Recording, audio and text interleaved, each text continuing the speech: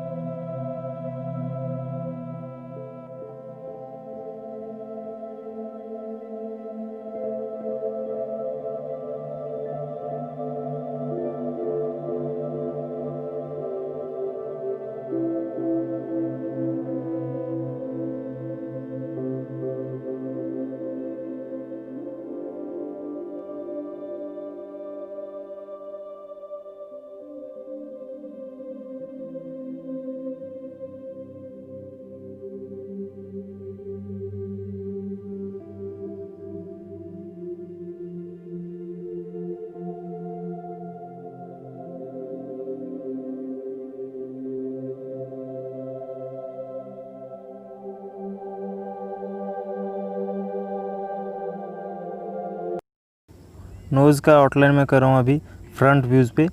तो आप स्लोली आप आउटलाइन पे आप थोड़ा सा कंसंट्रेट करके आप कीजिए, ताकि आप जब शेडिंग कीजिएगा तब कोई गड़बड़ ना हो। इसलिए आउटलाइन पे थोड़ा सा टाइम देकर आप आउटलाइन कीजिए। इसीलिए मैं आपको रियल टाइम में दिखा दे रहा हूँ। यहाँ पे मैं रफ स्केच करके दिखा रहा हूँ, लेकिन अगर आप रियलिस्टिक ड्राइंग बनाते हैं तो आप आउटलाइन में टाइम देकर बनाइए।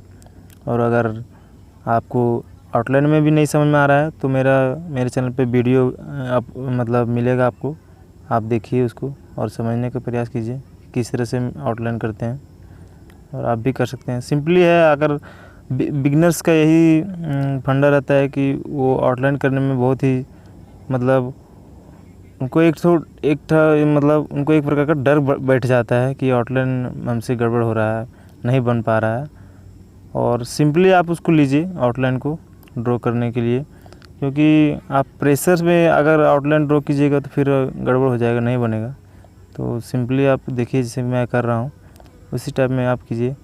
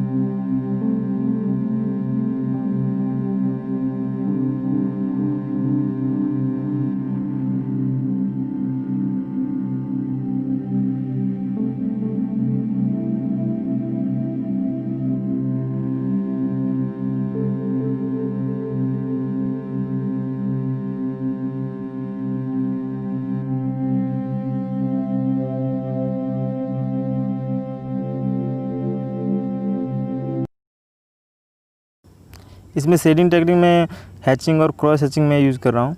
आप कोई भी यूज़ कर सकते हैं, स्मजिंग, स्टिपलिंग वगैरह, जिससे भी आप ड्रॉ कर सकते हैं आप कीजिए। और ज़्यादातर तो स्मजिंग और क्रॉस हैचिंग और हैचिंग मेथड यूज़ करते हैं सब लोग। तो मैं यहाँ पे भी मैं हैचिंग और क्रॉस हैचिंग यूज़ कर रहा हूँ।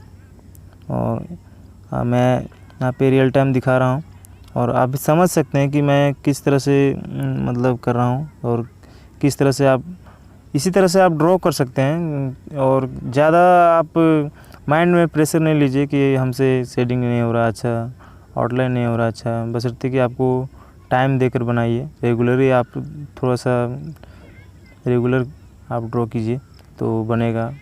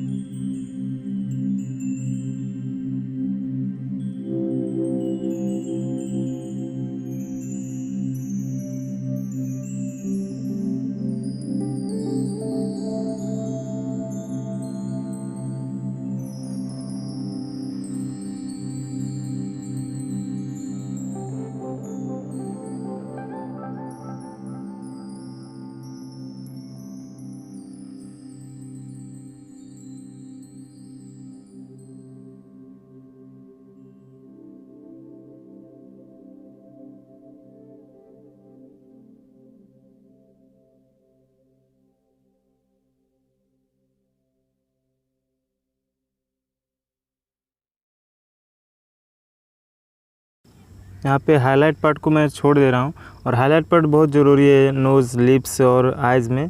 इसलिए देखिए मैं यहाँ पे 3/4 एंगल में जो मैं ड्रॉ कर रहा हूँ, शेडिंग कर रहा हूँ, जो हमारे जो डार्क एरिया के जो ऊपर में जो मैं यहाँ पे हाईलाइट के जगह पे मैं छोड़ दिया हूँ, तो वो बहुत ज़रूरी होता है। तो इसलिए आप अगर आप छोड़ना चाहते हैं छोड़िए, या फिर शेडिंग करके आप इरेज करके उसको हाईलाइट कीजिए तो अच्छा रहेगा। उससे भी मान लीजिए कि अगर आपका जो लाइटिंग बढ़ता है फेस पे, तो अगर आप हाईलाइट नहीं दीजिएगा तो आपका ड्राइंग उतना रियलिस्टिक और अच्छा नहीं दिखेगा। तो हाईलाइट करने से अट्रैक्टिव दिखता है। और जैसे कि देखिए यहाँ पे मैं 3/4 एंगल में मैं यहाँ पे छोड़ दिया हूँ, तो आप इसको देख के समझ सकते हैं। आप कोई भी इमेज को, कोई भी रेफरेंस को आप उठा के देख लीजिए, उसमें हाईलाइट ज़रूर रहेगा उसमें।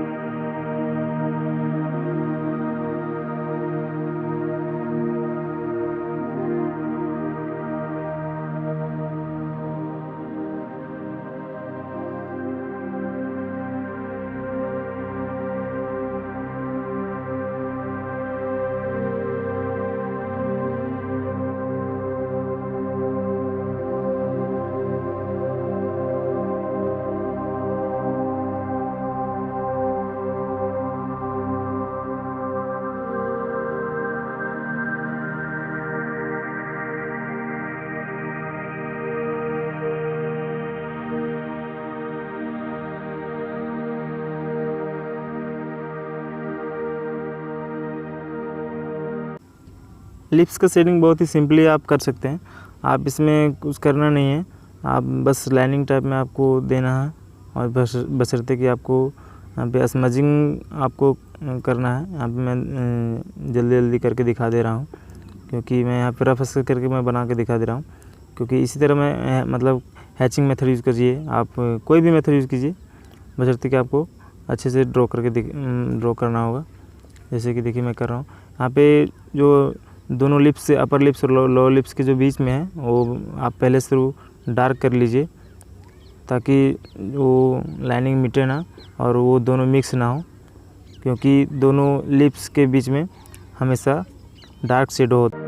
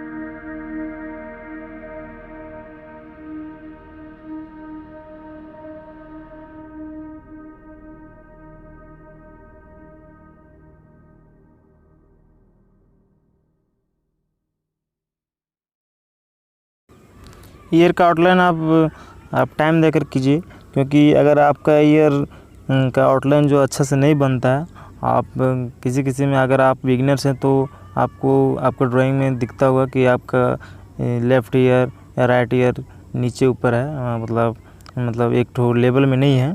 तो इसके कारण आउटलाइन के कारण ही ये होता है। तो आउटलाइन आप अच्छे से कीजिए, तो उससे शेडिंग में मतलब इम्प्रूव होता है। अगर आप आउटलाइन अच्छे से कर रहे हैं तो शेडिंग भी मतलब अच्छे से होगा। तो अगर से आउटलाइन में अगर गड़बड़ कर रहे हैं तो शेडिंग तो गड़बड़ होगा ही। तो सबसे पहले आउटलाइन कीजिए अच्छे से, उसके बाद शेडिंग कीजिए।